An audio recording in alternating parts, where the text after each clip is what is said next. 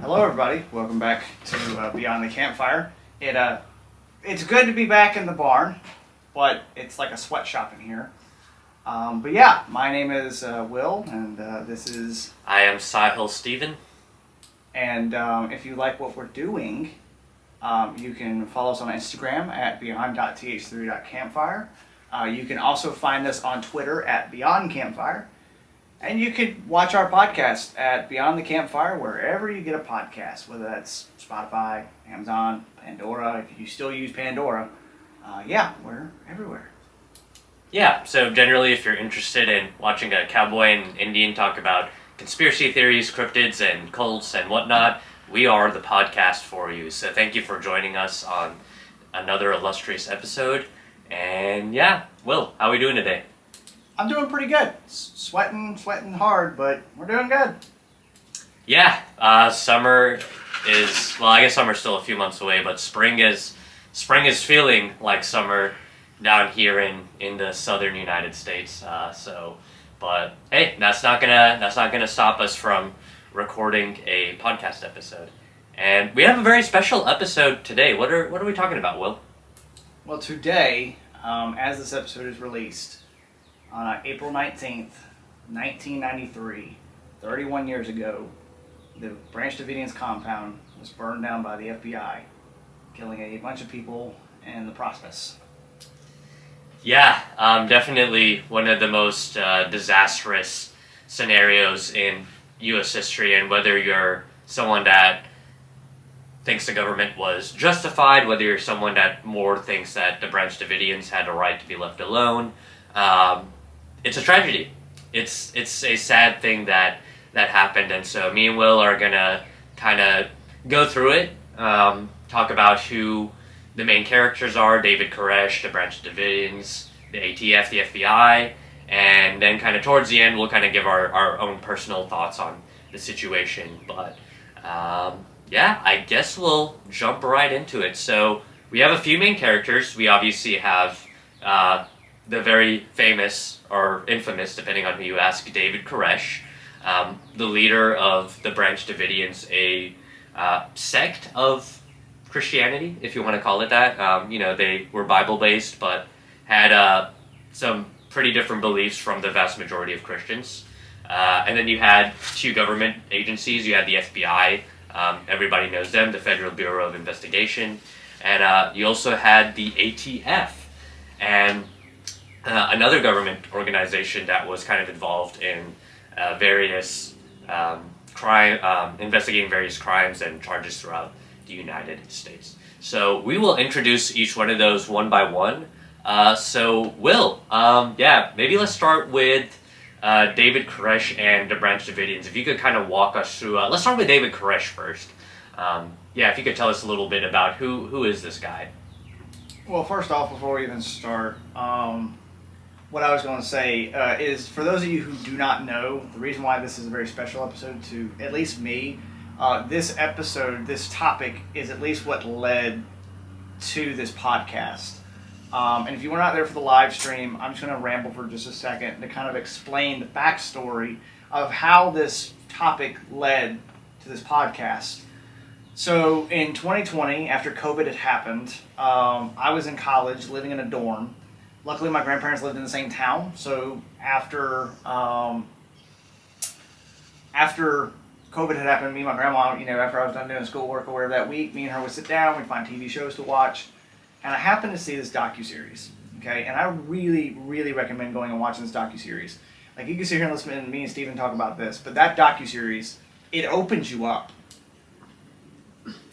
Yeah, I remember watching that alongside you, and I had heard about Waco, Texas, and what had happened there before, but really sitting down and watching that documentary where you see actors playing the government officials, you see actors playing David Koresh, the Branch Davidians, it really brought the story to life in a way that I had not seen before, and it really helped me realize the human impact of what exactly happened a little bit more. So thanks for that introduction. I think that's important. And for those of you that are watching on YouTube or video, not just the audio, Will is wearing a very special shirt today, so he'll dive into that a little bit later in the episode. But cool. Thanks for that introduction, Will. Anything else we need to know before we dive into the characters? So this is going to be an episode that is the only episode, I believe, that we will actually cover twice. This episode, we're going to go mostly into the siege of Waco. However, there is a guy out there, his name is David Thibodeau, and that one, he's a survivor of Waco, and I would really like to get him on here because, of course, we'll go into our opinions on Waco and everything. I really feel like, though, his testimony, his story of what happened is a really good story. There's a lot of survivors out there, and so I'm going to go ahead and just kind of get started with what I wrote down as my kind of opening line, which is David Koresh, a Messiah or just an average man. So a little bit about Thibodeau, and this is just kind of like a lot of the research process that went into me studying for this episode to learn about Waco, to go into this. Like I said, this has been 4 years in the making. There is a YouTube channel. The YouTube channel is called Catherine Wesinger. And so on that channel, David Thibodeau gave an interview on April 20th, 2019. It is several parts. I think there's about 10 parts, and each part is probably about 10-15 minutes long. It is a long interview. However, I recommend you go watch it. If you don't know, David Thibodeau was a survivor, and he's even seen in the TV show. And he actually worked on that docuseries we were talking about at the beginning. And he was in the compound before the siege and up to the fire. And according to him in that interview, he stated that Koresh didn't just know the Bible, he lived it. Thibodeau continues to say this is what attracted people to him. He never had flaming eyes, magical powers saying, bow down and worship me. And it wasn't like that at all. So we're going to obviously go into, I'll come back to his interview later, after we get to the siege. And like I said, I would really love to have him on the show. I would really love to meet Thibodeau. But for now, we're going to use the interview he had from that, as well the docuseries, as well as any information that I found. And then like I said, I'll use that interview to kind of give a point of view, to kind of give character to these people, because this wasn't just some crazy madman in Waco, Texas, as the song says. Great song, go listen to it, by David Koresh. But no, he goes into a lot of details about their life and everything. So yeah, I'm going to start, I guess, with Koresh. Yeah, so like I said earlier, there's a few key figures in this whole Waco drama, and you have the leader David Koresh, you have the Branch Davidians, and then obviously we have the FBI and the ATF. So yeah, well, go ahead and start us off. Who is David Koresh? What's his story? How did he come to lead the Branch Davidians? So I'm trying to look through my notes and make sure I wrote that down. So yeah, I'm just going to kind of read what I've written down. This is going to go into a little bit of back and forth backstory, a little bit of back and forth. This is going to be over David Koresh, the Branch Davidians, how the Branch Davidians came to be. In case you did not know, the Branch Davidians are actually an offsect of the Seventh-day Adventists. Really interesting kind of fact. So in 1983 is when Koresh began claiming the gift of prophecy. David Thibodeau, in a 1999 book, A Place Called Waco, speculated that he had a sexual relationship with Louise Roden, the widow of Benjamin Roden and leader of the sect, who was then in her late 60s. Okay? Going for a cougar. So starting spicy already. Okay, so let me just make sure I'm tracking. So there's this branch of the Seventh-day Adventists led by, what was her name? Louise Roden? Louise Roden, yeah. Okay. And Koresh comes along, and he joins this group. He's a part of it, and he starts sleeping with her. This old lady who's the leader of this sect. Yeah, sorry, just looking through my notes. So that did happen. And Koresh eventually began to claim that God had chosen him to father a child by Louise, who would be the chosen one. And then in 1983, Luis allowed Koresh to begin teaching his own message called The Serpent's Root, which caused controversy in the group. Luis's son George Roden, intended to be the group's next leader, considered Koresh an interloper. Wow. So, yeah, already kind of starting off spicy. You have a cult-ish, you have, you have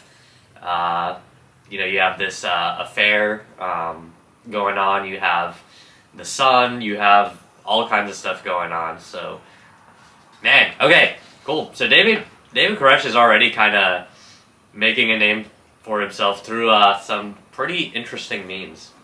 Yeah, and we're going to jump back just a second because I want to kind of tell you the whole reason that Koresh was able to be this kind of prophecy, the way he led it. As in David Thibodeau's interview, you will hear that he had stated that David Koresh was someone who truly understood the Bible. Like I told Stephen, I said, if Koresh never died in that fire, I think he would be one of the best damn pastors out there. So what happened, so Koresh, when I think he was about 13, 14, he had memorized the whole entire New Testament. By the age of 17, he memorized the whole entire Old Testament. Yeah, and that's something that would put the vast majority of Christians on this planet to shame. And of course, there's theological disagreements we'll have, but I think at least on an objective level, I think most people can appreciate, wow, that was a lot of work and effort to memorize so much of Scripture. Yeah. So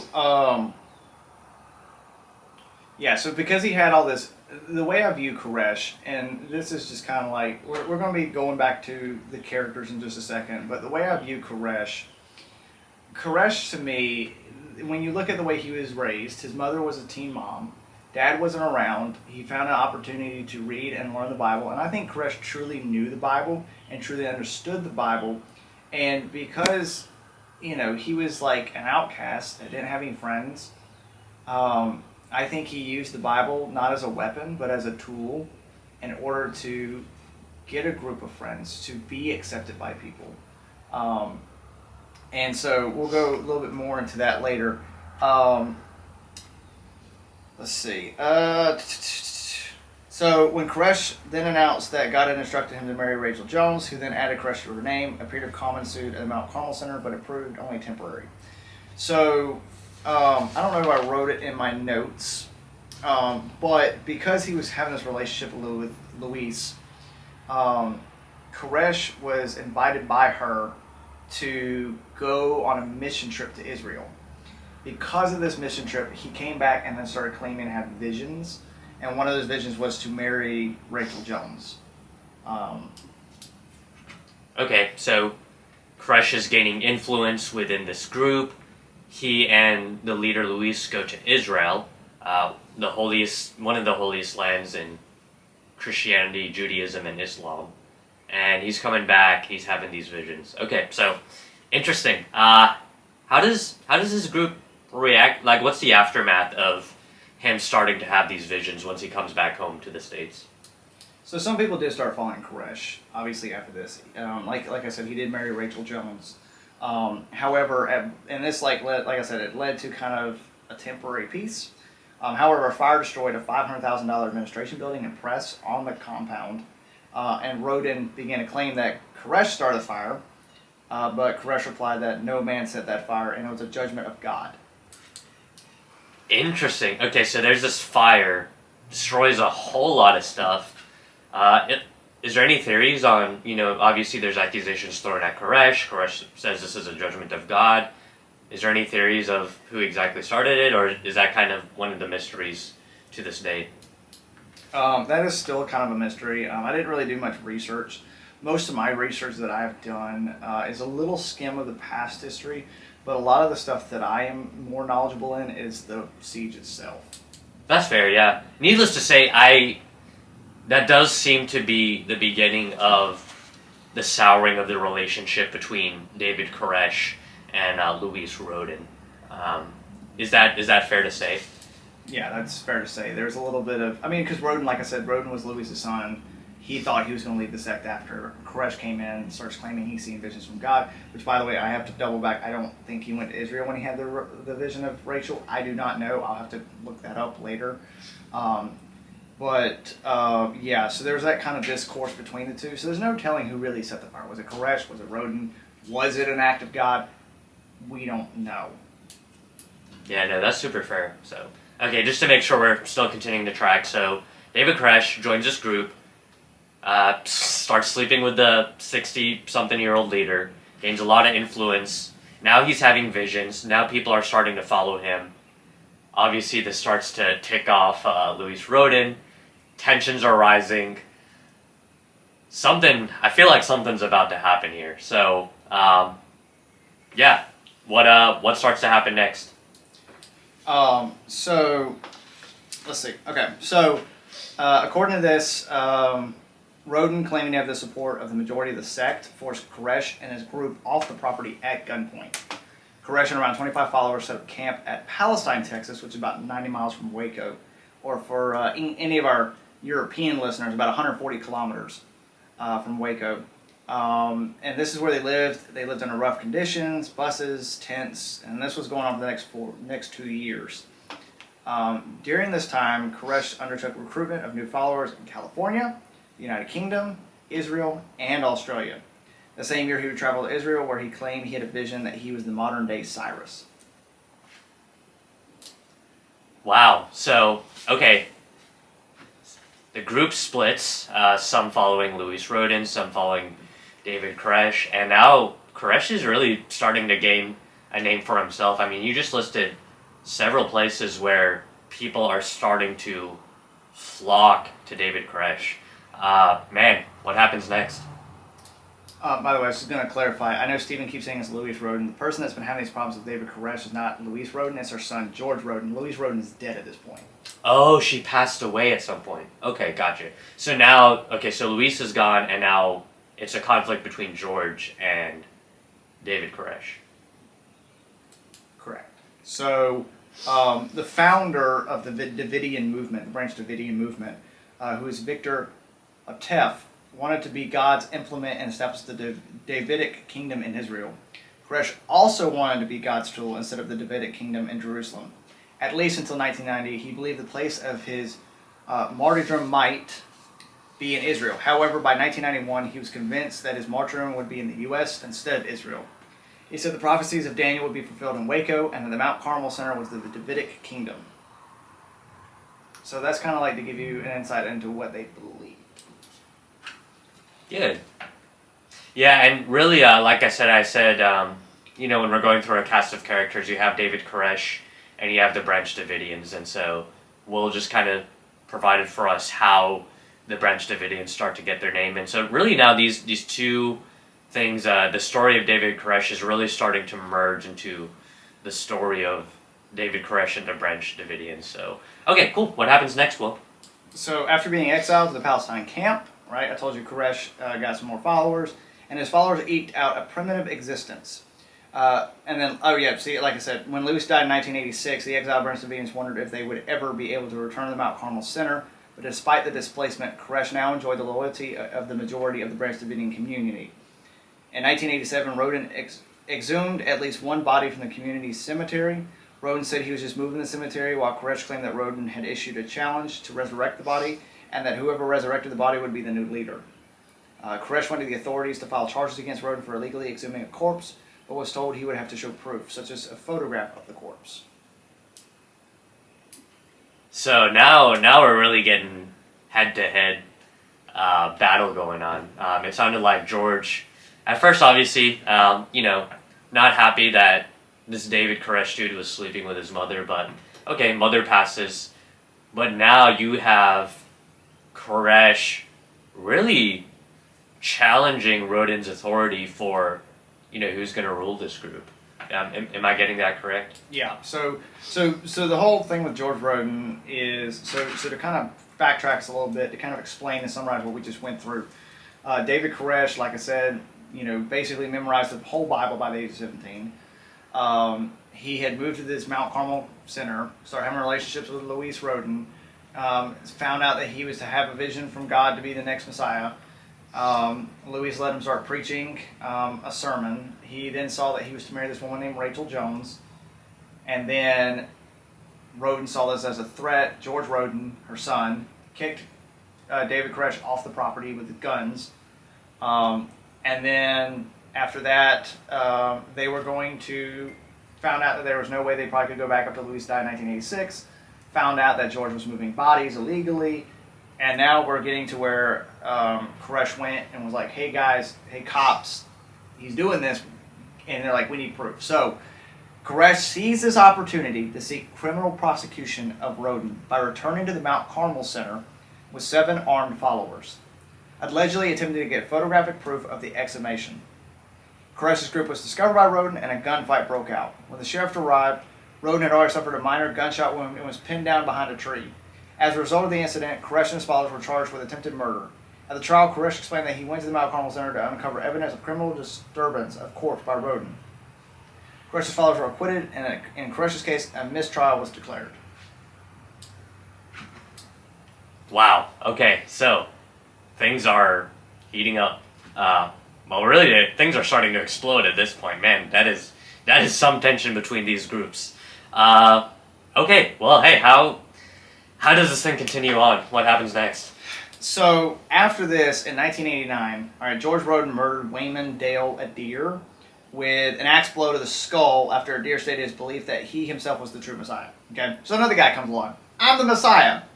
And Roden's like, nah, dog. Axe you.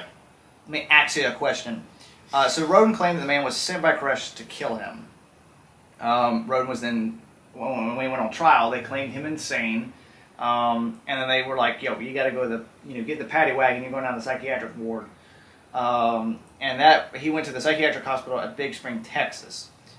Since Roden owned thousands of dollars in unpaid taxes on the Mount Carmel Center, Koresh's followers raised money and then were able to and reclaim the property. However, George Roden then continued to harass the Koresh faction by filing legal papers while in prison. When Koresh's followers reclaimed the Mount Carmel Center, they discovered that tenants who had rented from Roden had left behind a meth lab, which Koresh reported to the local police department and asked to have removed. So Roden's still kind of like harassing them. Then they're like, yo, listen, Roden has some meth labs on this place. Get it out of here. And they're like, okay, cool. So they got rid of the meth labs. Wow. Okay, so Roden is gone, kind of. I mean, he's still around filing some legal papers, but by and large, really, Koresh is starting to solidify his control, not just on his faction of the Branch Davidians, but slowly making his way to having control of all Branch Davidians and the property and everything else. Cool. Well, all right. What happens next? Is Roden? How long is Roden around before he is kind of finally gone? What happens next with that saga? Well, so far all I know, I think it's just Roden kind of died in the psychiatric ward, I think.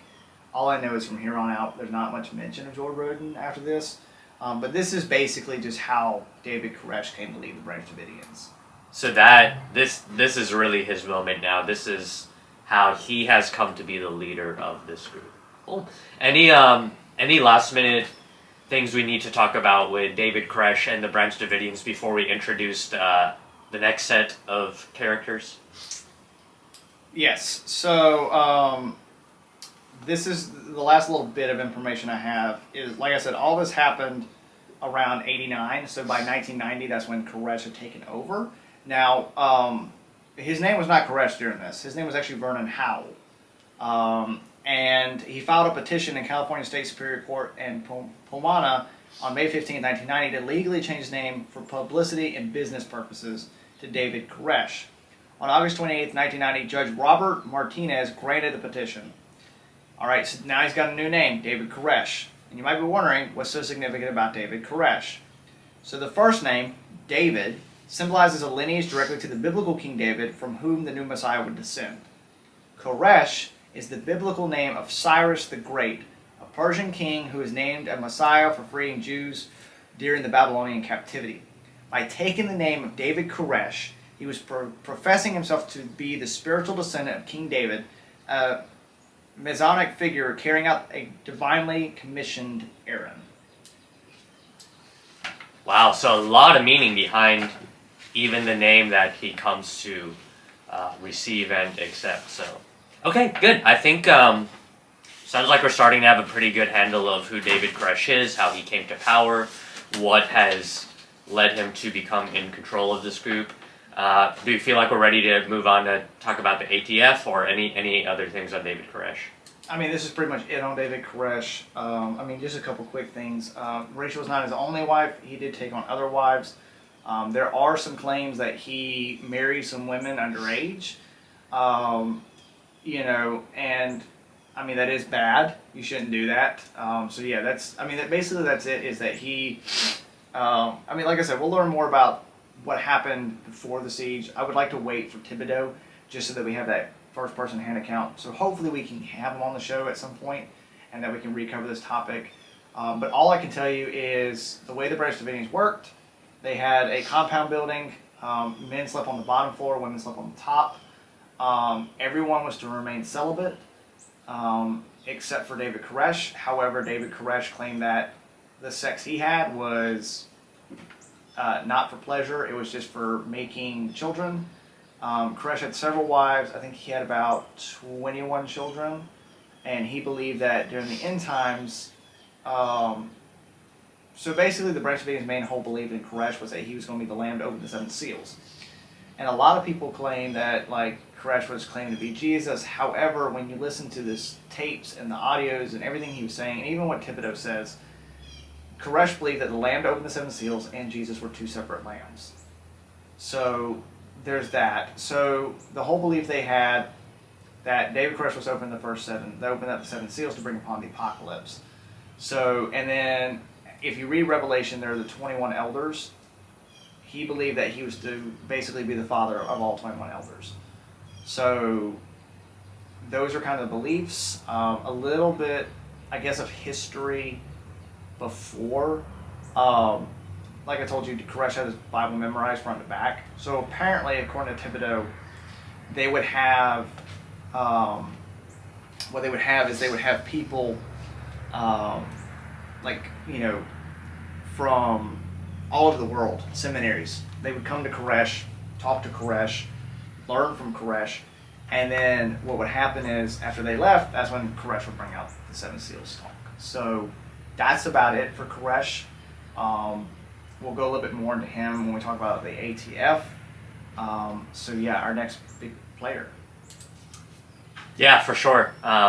Good job. Yeah, I think that really, and you know, we'll bring out more information once the siege of the Branch Davidian compound actually happens. But yeah, definitely keep those core beliefs in mind. You know, the idea of David Koresh as not Jesus Christ, but the Lamb of God from Revelation, the 21 elders, him marrying some underage girls. You know, all of that's going to play a part in what happens at some point.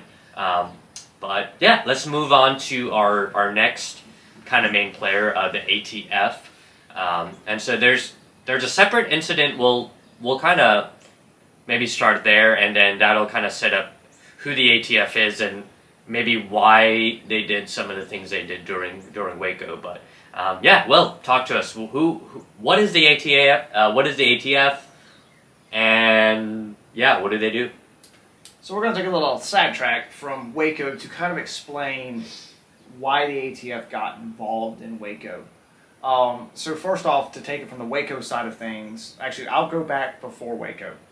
So real quick, what does ATF stand for again? ATF is the Alcohol, Tobacco, Firearms Organization. They basically, like I said, they handle guns, they handle alcohol, they handle tobacco. So there was a guy in Ruby Ridge, Idaho.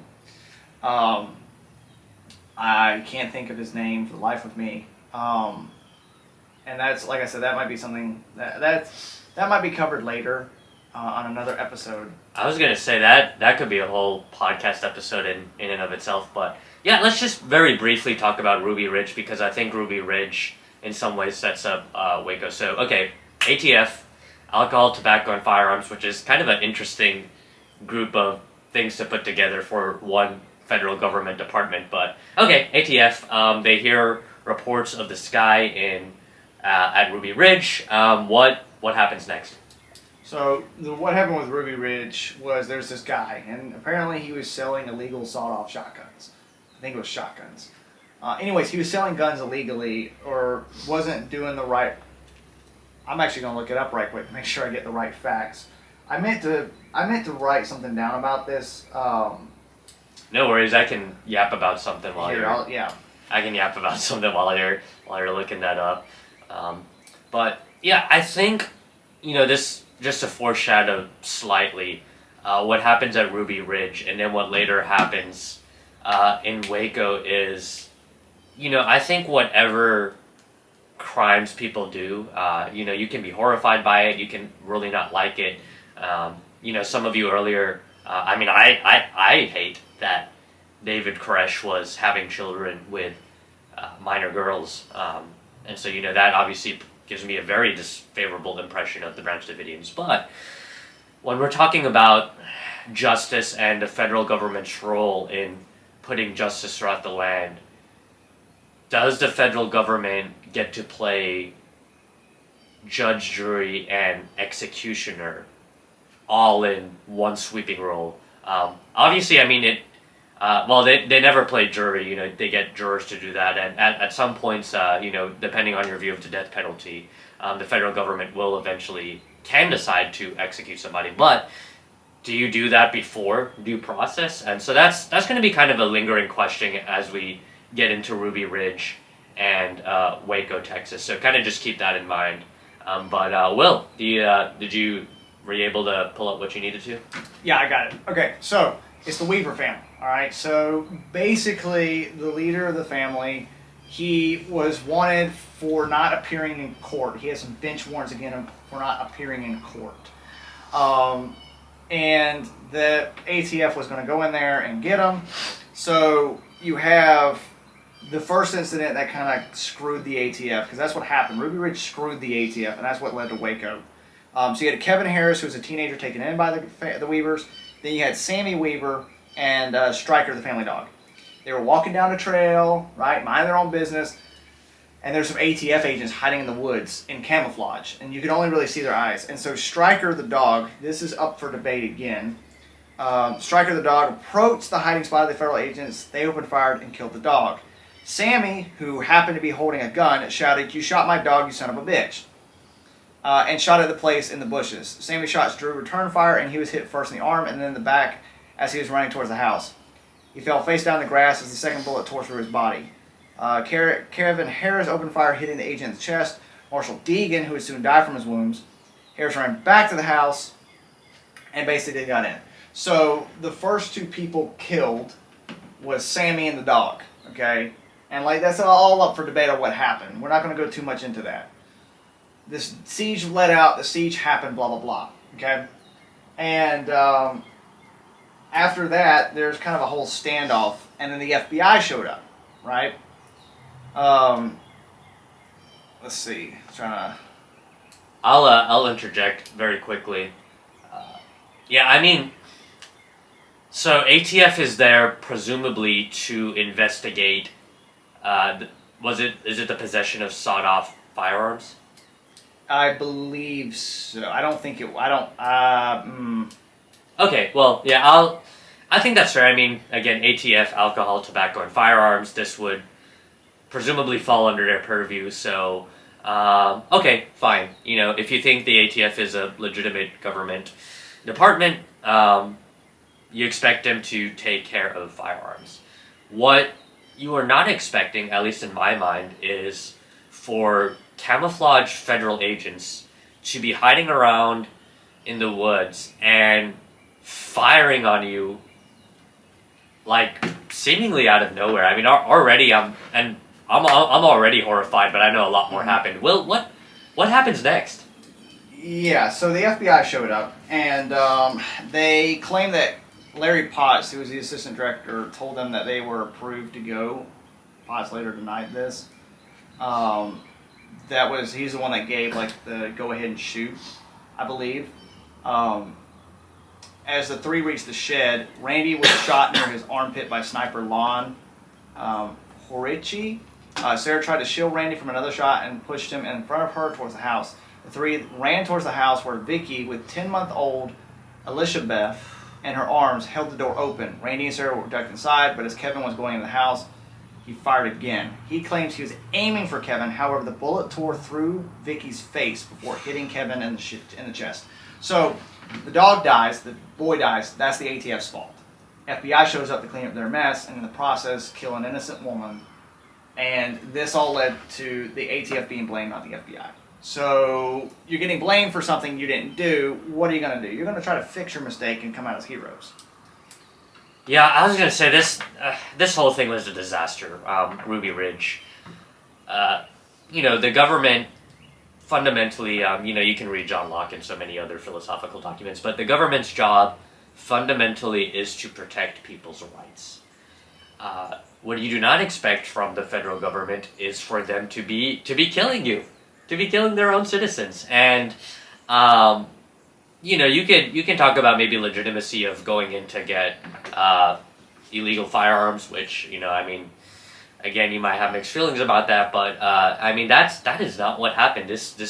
What should have been a simple firearm retrieval led to deaths of several citizens, and let's just even say the ATF is correct that these people were doing some crimes or they had some firearms. Like, we'll even give them the benefit of the doubt. You do not have the right as the government to just execute them on the spot. You go in, you arrest them, you give them a due process trial, and you put them in jail. Again, I kind of alluded to earlier, really what I start to see with the Ruby Ridge and kind of in Waco is federal government seemingly playing judge, jury, and executioner. And they can talk about mistakes, and we can dive into some of those things, and we'll get into more of that with Waco, but just on a human level, mistakes aside from both sides or one side or whatever you want to say, I'm horrified that you look to the government to protect you, and when the government is killing its own citizens, that's something that's scary on a raw level. Mm-hmm. So, well, any last things on Ruby Ridge before we actually get into the Waco Siege? Because really, Ruby Ridge is a disaster. The ATF is embarrassed, and the ATF is really seeking a win after this. But do you have any other thoughts or comments before we kind of move on? Not really.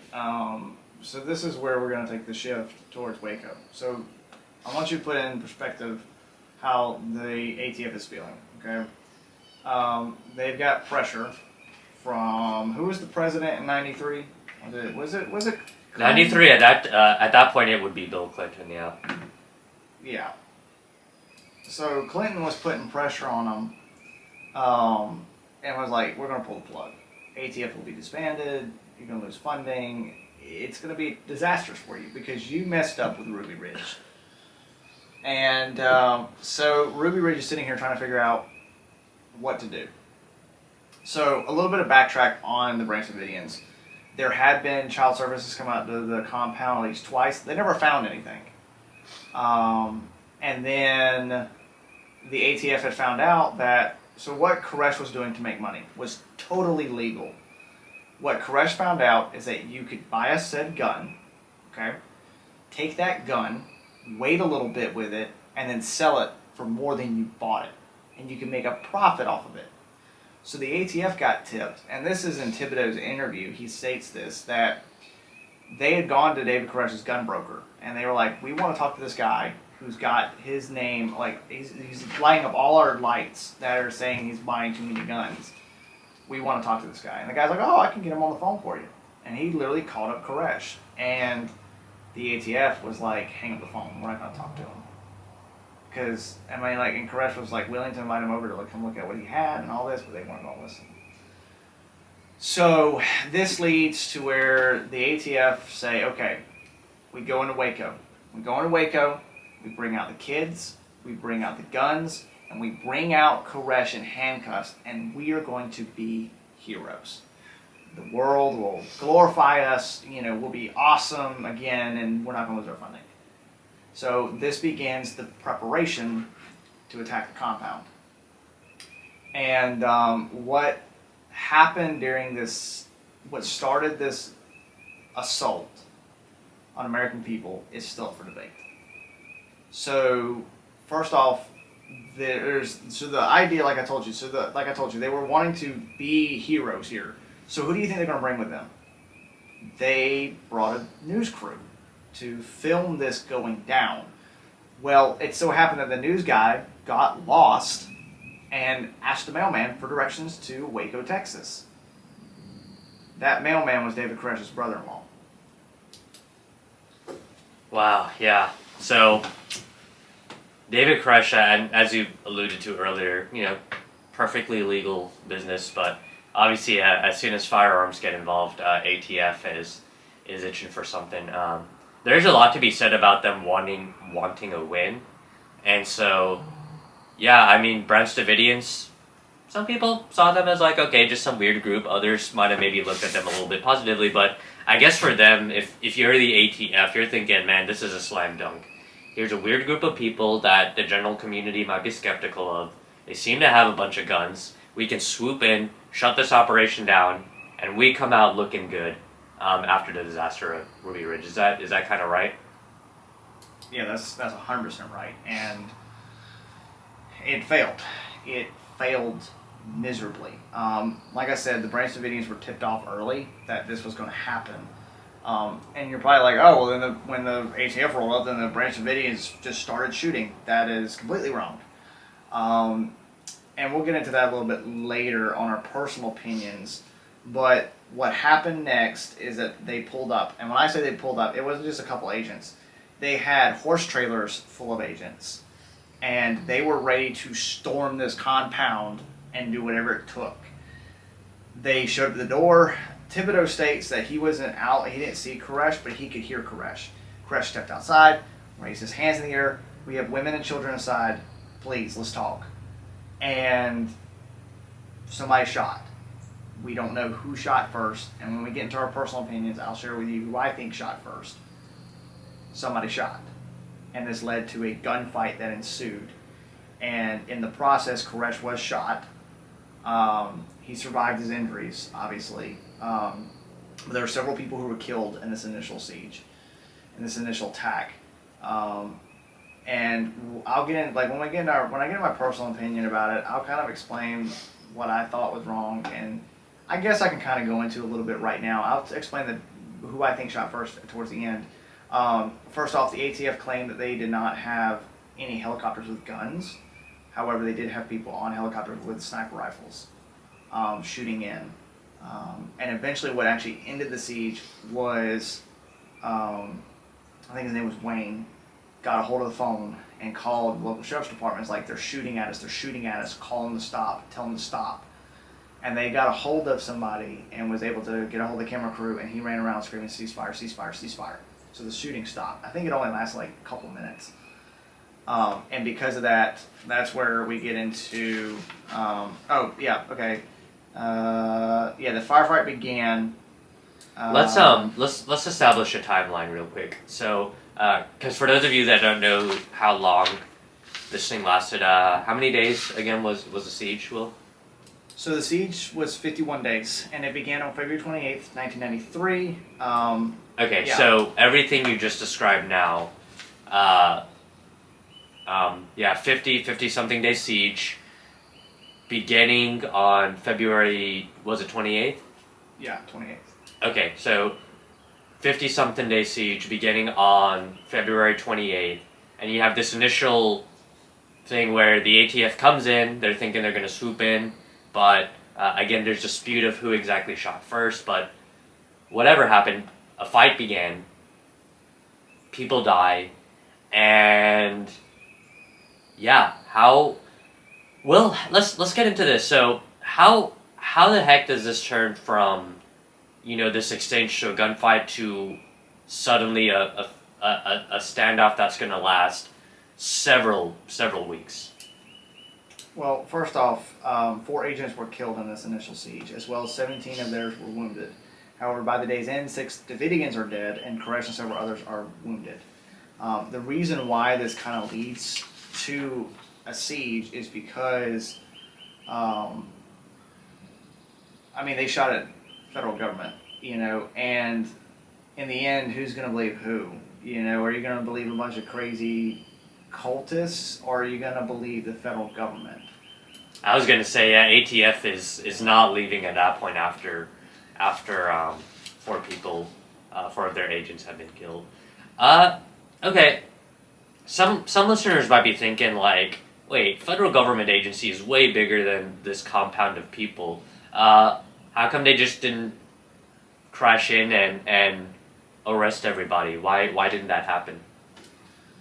Well, like I told you, the issue is that inside the compound there are children. They want to get the children out. It's kind of like, okay, we go in there storming the place. Up to this point, we had kind of known cults to be suicidal.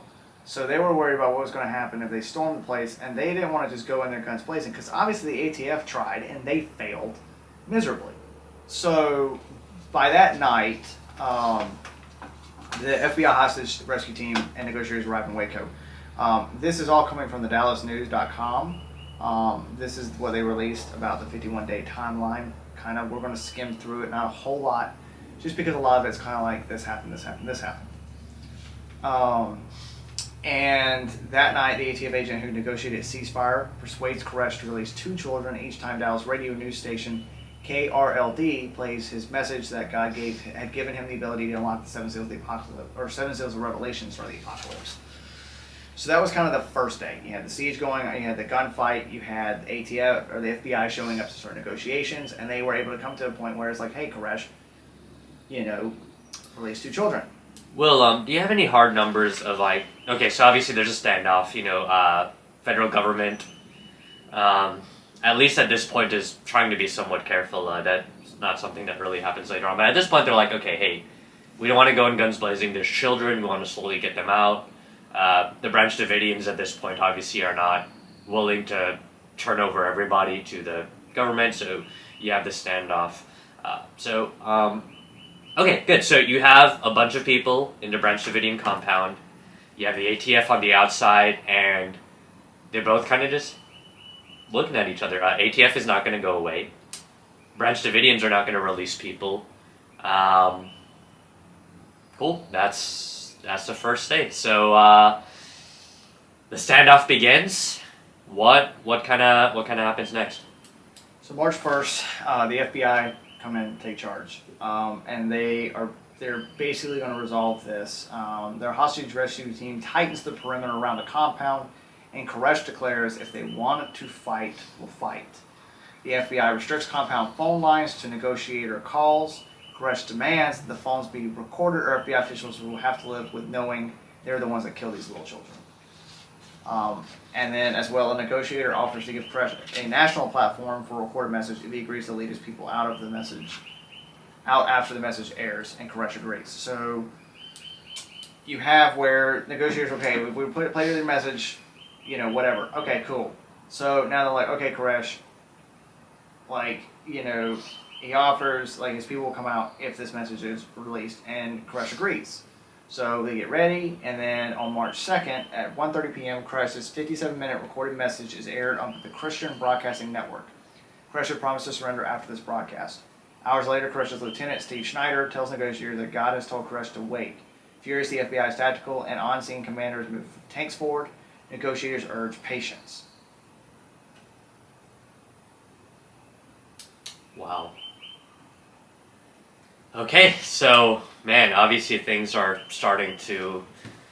Well, I'd say things are starting to heat up, although that was quite the fiery first day, but okay, so some kind of deal negotiations are being made. Koresh gets his message out. He's like, hey, I'll give you the Branch Davidians, just let me get my message out. They display it. What happens next, Will? Why didn't this result in a peaceful resolution? It sounds like some progress was being made, but obviously the siege lasts a lot longer than that. What happens next? So again, the next couple days, up until March 5th, they are able to kind of have Koresh release children out of the compound. We'll get into a little bit more, at least, of the reason why Koresh never released them on March 2nd, or let anybody out on March 2nd, the reason why he said he had his message, was because when they put his message out, he was mocked. everybody mocked him. They called him crazy. They thought he was stupid. And it was aired on television, and he watched it in the compound, these people mocking him, and was like, God doesn't want us to leave. So for the next 3 days, you kind of have some people kind of leave a little bit. And so on March 5th, a 9-year-old girl is the last of 21 children to come out.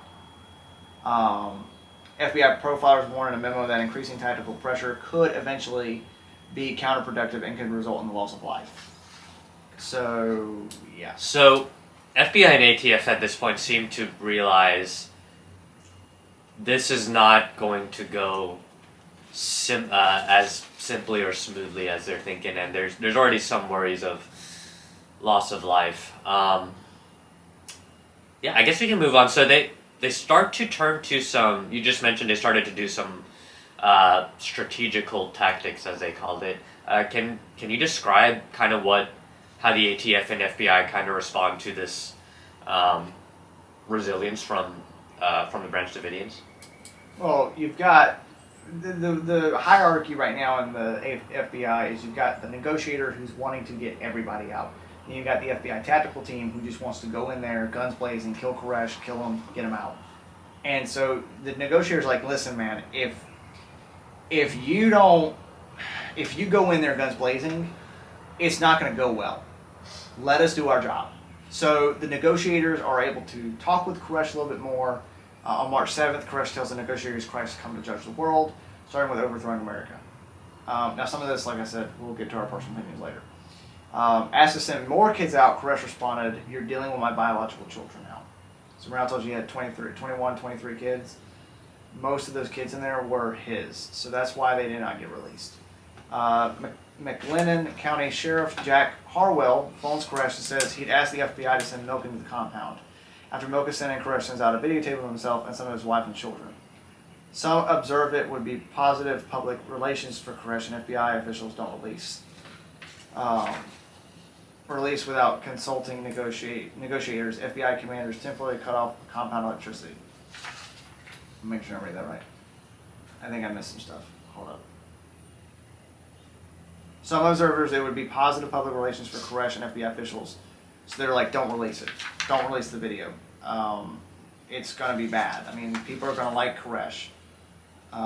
So they are afraid that releasing videos of the children within the compound. Well, it's not just releasing the videos of the children in the compound. It's like, up to this point, everybody who had seen or heard Koresh, you only had that videotape come out on March 2nd. That made him look like a crazy man. But now Koresh is wanting to release a video of himself with his children to show that he's not a monster. And to kind of like have people want to side with him. And that's why the FBI didn't release it, because, I mean, think about it. Okay, ATF goes in, shoots up this place, now the FBI's in, and we're going to try to spin the story to look like there's a madman in there. So by releasing a video of him seeming like a normal person, it's going to make people not want you to do what you're doing. Sounds like the ATF wants a bad guy, a villain almost, which, you know, again, me and Will just talked earlier about some of the things that we were disgusted by David Koresh doing, but again, when we're kind of keeping on that theme of does the federal government get to play judge, jury, and executioner, as much as maybe you don't like David Koresh's some of his personal behavior, does the federal government have the right to cast him as a public villain? And well, you know, I'll kind of let you continue with the story with that lingering in our minds. Okay, so then March 9th, without consulting negotiators, the FBI commanders temporarily cut off compound electricity. So we'll go a little bit into what happened there, because there's some things that I've heard, some things that I believe. And anyways, because of this, the Davidians then hang a banner from there's a tower, and the banner says, "God help us, we want the press." So then March 11th, like this siege has not been going on very long. March 11th, FBI tactical commanders asked for Washington's okay to use tear gas to pressure the Davidians to surrender, and then the proposal is denied. That's a key bit of information, because just remember that. March 12th, Janet Reno is sworn in as a U.S. Attorney General. A Davidian who surrenders tells the FBI that Koresh has total hold on followers, and then he would surrender if David Koresh would tell them. The FBI permanently cuts electricity and begins shining spotlights on the compound and broadcasting from loudspeakers. A negotiation leader later says cutting power was one of the absolutely critical decisions that changed the outcome. If not for that, he said more people would have come out. Man, it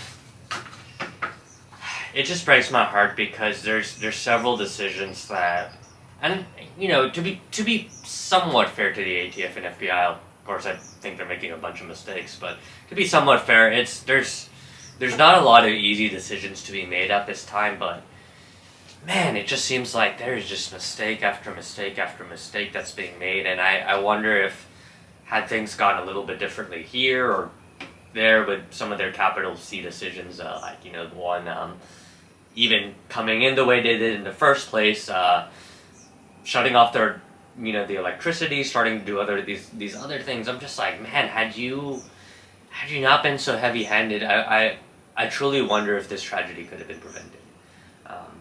But yeah, keep us going, Will. What happens next?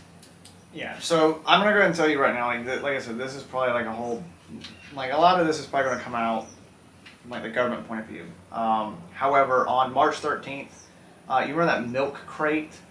They put a bug in it, and the bug picked up Koresh raging about the cut power and phones, stating, "Someone's stabbing me in the back, gonna go up and blow their heads off." So he's mad. Like, you cut his power, and you the phone lines, and you're not giving him the opportunity to voice his side of things. Yeah, which I mean, to be fair to Koresh, at that point in time, I mean, I'm certainly frustrated. There's seemingly promises that the ATF was making that they're not keeping.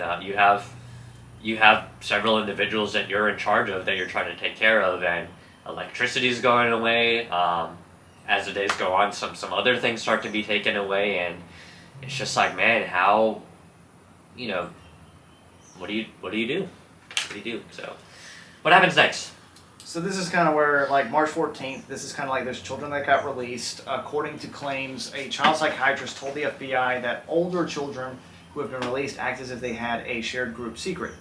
Major themes with all the children are a sense of unusual sexual practices involving young girls, and the sense that there's going to be an absolute explosive end to these families, these children's families. So that's all really happened on day 14. Again, like I said, there are some claims that he did this, some claims he didn't. We don't know.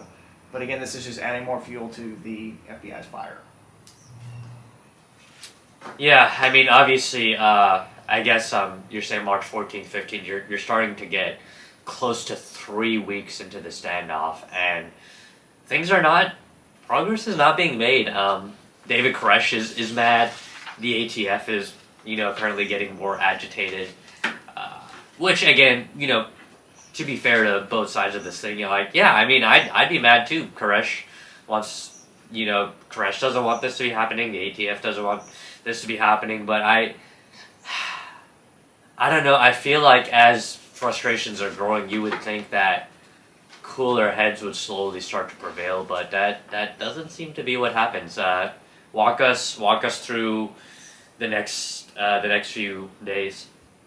So March 14th, there was another banner placed that stated, "The FBI broke negotiations, we want the press." And then on March 15th, David Schneider and Wayne Martin meet outside the compound with Sheriff Harwell and FBI negotiator Byron Sage. FBI bugs pick up Koresh and Schneider discussing the ATF gunfight, describing the Davidians firing through windows and walls. Koresh laughs about seeing an ATF agent in the corner all slumped and his head blew up. And then he shouldn't have been standing in my door trying to come in, but what am I going to do? Let him come in? Yeah. Yeah, obviously things are not getting better, but they're just getting worse. Okay, yeah, I'm sure ATF and FBI start to want to try out some more things. So yeah, what happens the next few days? So this is where things really kind of get heated. So first off, March 17th, there was a wounded ATF agent who sued, alleging Waco media tipped the Davidians to the ATF raid. Schneider refuses to come out for a second meeting, saying Koresh is angry about armored vehicles near the compound and ATF's media statement about their raid. Koresh declares, "We're saying your commanders are a threat. You're trying to push aside where we're coming from. Therefore, we can't keep Sorry about Yeah, that. so the ATF really starts to, obviously they're very frustrated at this point, and they start to turn to some more unusual tactics as the weeks start to roll in. So, Will, if you could start to walk us through how the ATF reacts to everything. Yeah, and since we got a lot of days, I'm just going to kind of like read through each day and do this, and then we'll discuss everything, I guess, towards the end. So like I said, a wounded ATF agent sued, alleging Waco media tipped the Davidians to ATF raid on March 17th. Schneider refuses to come out for a second meeting, saying Koresh is angry about armored vehicles nearing the compound and ATF's media statement about their raid. Koresh declares, "We're saying your commanders are a threat. You're trying to push aside where we're coming from. Therefore, we can't communicate. I'm willing to give and take.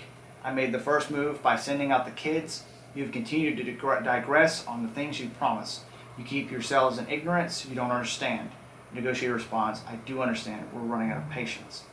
Schneider tells the negotiator that 20 or 30 people were almost ready to surrender before electricity was permanently cut. These commanders, they're the ones that have messed it up. I think you will tell me the truth, but they're ultimately in control. So on March 21st, hours after 7 adults surrendered, FBI tanks bulldozed sect cars, so like some of their cars. Chief negotiator warns the FBI is again answering positive Davidian action with aggressive negative reaction. That night, the FBI loudspeakers blast Tibetan monk chants at the compound. They later play Christmas carols, Nancy Sinatra's "These Boots Are Made for Walking," and dying rabbit screams. Yeah, so imagine you have no power, the lights are cut off, they're shining big bright lights in there, and you're just having to hear "These boots are made for walking," and that's just what. And then you have to hear Frosty the Snowman after that. I'm curious who was recording dying rabbit noises and stuff like that, and I don't know. I have several questions of where did you even get these recordings, and why are you using this against these people? I don't know. It's bizarre tactics to say the least. Yeah, I'll tell you this, Will. I'm not getting a lick of sleep if I'm then. If I'm in my bedroom and you are shining bright lights through my window, blasting music, dying rabbit noises, dolphin noises, whatever they were doing, I'm not gonna sleep. But that's gonna make me even more frustrated. That's gonna make me even more irritable. What happens next? So we'll go through the next couple days, and then I'll anything interesting and you want to comment, I'll let you. So March 22nd, a negotiator memos to FBI headquarters endorses a tear gas plan. Remember, they had that before, now they're bringing it back. And the negotiators say they hope to persuade FBI leaders to gas the building gradually and not just throw it in. On March 23rd, Assistant U.S. Attorney Bill Johnston writes Reno to complain that the FBI is destroying evidence and jeopardizing any criminal case. Livingston Fagan, a British national, is the last of 14 adults to surrender. After Koresh speaks on March 29th, after Koresh speaks to negotiators for the first time in 4 days, Houston criminal defense attorney Dick DeGuerin goes to the compound to meet Koresh. Hired by Koresh's mother, he will return 4 more times and will be accompanied on his last 2 trips by Houston criminal defense attorney Jack Zimmerman, who is retained to represent Schneider. So basically, you've got their attorney showing up to kind of start looking at things. So March 30th, been almost over a month now, Army veteran Tim McVeigh, the future Oklahoma City bomber, visits Waco. While there, he tells a journalist student that the incident is the start of government repression. McVeigh sells bumper stickers such as "Fear the government that fears your gun." April 4th, after their last meeting with Koresh, lawyers DeGuerin and Zimmerman tell the FBI that everyone will surrender after a week-long Passover observance. On April 5th, the Branch Davidians begin observing Passover. In a phone message to FBI headquarters, Waco tactical commanders say they won't try to fight fires that break out if there is a gas assault. April 9th, Koresh sends out a letter signed Yahweh Koresh, which warns of coming earthquakes, disasters, and judgments. April 10th, the FBI agents ring the compound with concertian wire, A second letter signed Yahweh Koresh, name for God, warns, do not hurt my lamb. April 12th, FBI leaders ask Reno to approve a gas assault. She asks, why now? Why not wait? And requests more information. April 14th, Koresh's lawyer DeGuerin that he will come Koresh tells lawyer DeGuerin that he will come out after writing his message about the 7 seals. FBI officials dismiss that as another ruse. April 15th, in a memo to the U.S. Treasury Secretary Lloyd Bentsen, whose agency oversees the ATF, Deputy Secretary Robert Altman reports that the FBI is pushing a gas assault plan because negotiations are stalled and they don't believe it is worth waiting. Altman expresses doubts that Reno would approve the plan, concluding the risk of a tragedy are there, and the FBI waits indefinitely. Mr. Koresh will eventually be swayed. April 16th, Reno vetoes the FBI's plan, but then requests an FBI briefing book justifying the use of tear gas. April 17th, Reno approves the FBI's tear gas plan. And the FBI bugs captures talk of keeping fire trucks away. Nobody comes in here, someone says. They couldn't even bring in the fire trucks, Schneider replies, because they couldn't even get near us. Asked about progress on Koresh's manuscript, Schneider tells the negotiator he hasn't seen anything. April 18th, as tanks bash a vintage El Camino in Koresh's Camaro, Koresh warns the negotiator, you're going to place this day in the history books as one of the saddest days in the world. He says they're destroying evidence and covering up for ATF, doing wrong before God, before man. A negotiator tells Koresh he seems to have no concern for anyone but himself. FBI bugs pick up a Davidians asking, what's the latest? Schneider says, it may be scary. A man quips, you always wanted to be a charcoal briquet. Someone responds, there's nothing like a good fire to bring us to the earth. Schneider says he looked forward to what he'd do to federal agencies as the prophecies were fulfilled, adding, wait till I get my scrawny hands on your scrawny neck. I'm coming back, and when I do, you aren't going to know where you're going to be able to hide. The chief negotiator warns the hostage rescue team commander that the gas plan won't work. He later says, I didn't think it would drive the Davidians from the building, and I was afraid it would put us in an untenable position where they were moving forward that we couldn't retreat from. And now we're on April 19th, today. Friday. So, wow, yeah, again, just week after week after week, ATF tries new strategies, Koresh is getting more frustrated, no progress is being made, nothing is happening, and now you get to the now infamous day in question, and really all this frustration, all this tension, all these tactics lead up to this final devastating day. Walk us through it, Will. Well, I didn't even know this, and I wish I could find it when I was last on the thing. At dawn, FBI tanks began ramming the building and spraying in tear gas. The Bureau escalates gassing instead of following a gradual insertion plan because FBI snipers report seeing gunfire from the compound. Minutes after gassing begins, FBI bugs intercept the Davidians discussing spreading fuel on Koresh's orders. Just before noon, FBI bugs capture talk about starting fire. At 12:07, the compound begins burning in at least 3 places. Fire survivor Graham Craddock testifies he heard a fellow sect member yell, light the fire, and saw someone pouring fuel on hay bales in the chapel. More than 70 Davidians die, including at least 17 children. Koresh, Schneider, and others die of close-range gunshots. 9 adults survive, including one who brought out a computer disk with Koresh's unfinished 28-page manuscript. Wow. Just several mistakes. Some of them, I mean, I would even hardly call them mistakes. ATF is really starting to be. I wouldn't even say starting. They just. It's hard to see these actions and decisions they're making as well-reasoned, rational decisions. I mean, driving a tank into the compound to spray tear gas. Like, what are they thinking? Mm-hmm. Yeah. So that ends it right there. That's Waco. So I'm going to now go over the research that I've done because obviously that has a biased perspective. So going with the fire, according to Thibodeau in his interview, the bug that they claim they had, you can't understand what they're saying. And even Thibodeau has stated that the time that they are claiming all this to happen, so they were claiming that Koresh and them were saying this at 6 a.m. The fire started at 12 p.m. And Koresh Thibodeau even states, I think he was in the chapel during the fire, and he's like, there was no hay bales, there's no fuel. All of this was a lie constructed by the ATF and the FBI.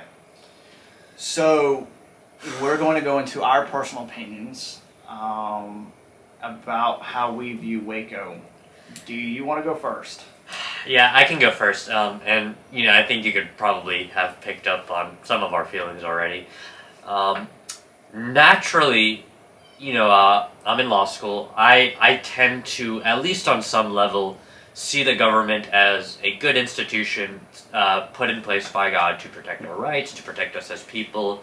And, generally I look at police forces and to some degree the ATF and some of these organizations is like, okay, maybe I think it's a weird group to create. Alcohol, tobacco, and firearms, like the relation between those things is kind of an odd division. But okay, personal thoughts aside, I tend to be biased towards the government. But in this particular case, in light of Ruby Ridge, in light of the 51 days that they're doing this thing,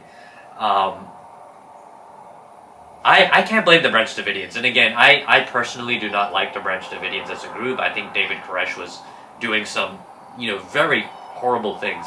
But, again, back to what I was saying earlier, I know I keep repeating this, but I'm going to say it again. Does the federal government get to play judge, jury, and executioner to people they don't like? No. No. You might hate a group of people. You might look at a group and say, I hate this group's beliefs, I hate their actions, I hate their things, but even if this group is committing like really, really bad crimes, these are human beings. These are people that you give a trial to, you give due process to, you think about the children. I just think about the children that died that day, that did not have to be died. They were killed by their own federal government. And if you don't like the adult Branch Davidians, fine. Why did the children have to die for this? Mm-hmm. So me being somewhat biased to the government, there was several mistakes, and this was a disgusting, horrible tragedy that didn't have to happen. Will, what's your perspective? So, I'm just going to say this, there's a lot of things a lot of people have stated, and my question is, the ATF knew that Koresh went to this Mexican restaurant weekly. Why didn't you grab him outside the door? You knew he went on these jogs. Why didn't you grab him? If Koresh was such a problem, why didn't the local sheriff's department do anything? Because here's the thing that a lot of people don't know, and that I've learned. The local sheriff's department had a handle on Koresh. And everything was fine. Like, there was no justifiable reason that the ATF should have gotten involved. And, you look at the initial fight. Nobody knows who fired the first shot. I think it was the ATF. Because this was not stated earlier because I was trying to give an unbiased opinion. However, it is clear that there was a dog neutralizing team. So the Branch Davidians had these huskies. There was a team to go around and make sure that those huskies did not get involved in attacking the agents. And the belief is that the dogs started barking towards the agents shot and killed the dogs, and then because the people at the front door heard that, and they opened fire first. So I think the ATF opened fire first. The reason why I believe this is there's the missing door theory. The compound had 2 front doors, okay? And one of those doors has been recovered. The other one, they say, burned up in the fire. These are fire-resistant steel doors. These doors should not have just disappeared. The first door, the one door they were able to cover, was actually underneath a tank tread. It got dragged out. Second off, okay, going into the information about them shining the lights and playing the songs. The whole reason that started was because Koresh told his guys, they were like, well, what if, they were like, how much gas do we have in our generator? And they're like, well, what do you need it for? And Koresh decided that at 7 o'clock that night, so it's not too late in the night, okay, that his group wanted to play some songs for the FBI to kind of keep them entertained because they're suffering too, probably, and they took it as a threat.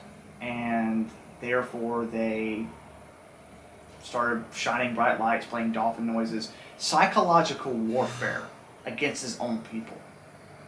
And then you look further into when the fires happened. The tear gas that they used, I believe, is banned by the Geneva Convention. It is a like a flammable version. I don't believe the Branch Davidians started the fire. I believe what happened is, well, you cut the power. These people are going to be using candles and lanterns. Okay, you drive a tank into somebody's house and you start pumping in tear gas. One of those lanterns falls over, catches that tear gas. Well, guess what? The whole compound's up in flames before you know it. Do I believe that the Branch Davidians got what they deserved? No, they didn't deserve what they got. Not the children, not the adults. Hell, not even Koresh. Okay, yeah, Koresh probably was a monster, but the sheriff's department had a handle on things. The ATF and FBI had no right to go in there. And so I guess in conclusion, this is probably the only time I'll ever say this on the podcast, at least this word, is fuck the ATF, fuck the FBI. And what they did, they should be defunded. As my shirt says, defund the ATF, defund the FBI. Because I think that they have gotten the power, and the power has gone to their heads. And I think, like, okay, if they were able to drive tanks into an American citizen's yard, who's going to stop them from doing the same thing to me, to you, to anybody we know, to anybody in this country? And it's a scary thought, and that's why I believe that everything that the ATF and FBI did was wrong. I believe that there was no right solution for them, and I really believe that the whole reason the fire started and the whole reason that they drove the tanks was they were hiding evidence. They were getting rid of the evidence that would get rid of them. So, yeah. Was anybody on the ATF level or FBI level ever held accountable for what happened that day? No, not that I know of. There was nobody really held accountable for what happened. And that's the kicker for me. I don't know. I just feel for those families. I just feel for the children that died that day. And yeah, I mean, to this day, Will, you're right. Who's to stop the government from doing something like this again? You know, if they weren't held accountable in the 90s, and you know, I mean, look at our world today. You know, you had the way COVID-19 was handled. Luckily, you know, you didn't have. There's just going to be more and more stuff that comes up, and I really do fear for the future of like what is the government going to do? How's it going to justify that? And how many more innocent Americans are going to be killed by their own government? Because and then nobody's held accountable, you know? No. So yeah, so this has been a very, very, very interesting episode. Definitely is special because of the 31-year anniversary that this is coming out on. Obviously, you kind of heard me and Steven's point of view on this. Like I said, I do recommend going and watching the docuseries. I recommend watching Thibodeau's interview. There's a book by Gary Nosner. He was the FBI negotiator at Waco. He wasn't there long, but he wrote a book. David Thibodeau wrote a book about everything going on. I recommend you really do your own research. I mean, this is from my research, and this is the conclusion that led me to, was to be against the ATF, against the FBI.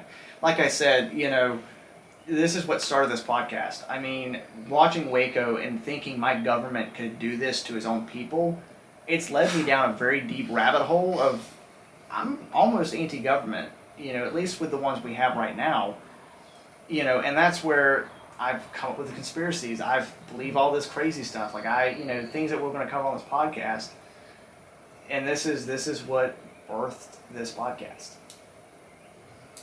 Watch our podcast end with me being a lawyer, Will becoming an anarchist, and we fight each other to the to the death over this.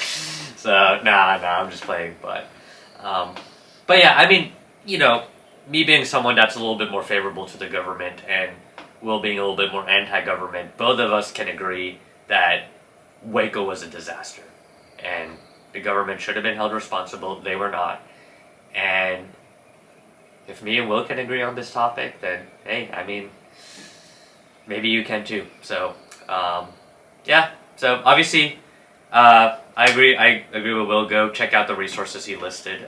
This is a complicated subject. We have our own opinions, but you know, you listen to this podcast, if you made it this far, thank you for listening to us. Well, any closing remarks, statements, or other feedback you wanted to give? Yeah, if you guys sat through this that long, make sure you follow us on all those platforms I stated at the beginning. Make sure you're looking out for the next episode. We got a conspiracy theory coming out next episode.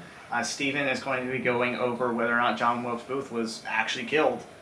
Really look forward to that episode, guys. I did mention to Stephen that there are some business talks going on right now that if we can get our numbers up, man, and we get all the views we need, there might be some projects next year. Because I would rather not go into construction. I'd rather do this. I'm pretty sure Stephen would rather not finish law school and just podcast. There you go. Yeah. So again, you can thank you for listening to Beyond the Campfire podcast. You can follow us on beyond.th3.campfire. That's our username on TikTok, Instagram, Twitter, all the socials. So go give us a follow there. And thank you so much. We appreciate your support as always. And yeah, we look forward to hearing feedback from you guys. It's Beyond Campfire on Twitter, beyond.th3.campfire on Instagram. Our TikTok is just Beyond Campfire, the Beyond the Campfire podcast. Our YouTube is Beyond the Campfire. Our everything else, our whole podcast is Beyond the Campfire. There we go. So yeah, Will obviously has a better grasp. Well, I think let's see. We really need to get some kind of campfire here or something at some point. Well, we do have it. I just don't know where the heck I put it because I don't know where I put it. It's somewhere. We do have a campfire. What's that over there? Oh, I found it. A surprise. If you're an audio only listener, you don't get to enjoy the awesomeness of this, but oh my goodness, look at that. We got a campfire, guys. We fit it in the budget. Look, it turns on. Look at that. Beautiful, yeah. Obviously our podcast Beyond the Campfire, and here we go. We got our campfire. So continue watching our show. Obviously you'll get to enjoy looking at this this makeshift campfire we have in future episodes, but I think that will do it for this episode. So at the risk of me yapping anymore, Will, can you close us out? Heck yeah, brother. All right, don't forget, disband the ATF. I got this shirt from Barely Legal Tees. They told me I could shout them out, so I'm shouting them out. Other than that, guys, thank you for watching. Thank you for sticking around. Yeah, knocked another episode out of and put another notch on our belt. There we go. All right, we'll see you guys.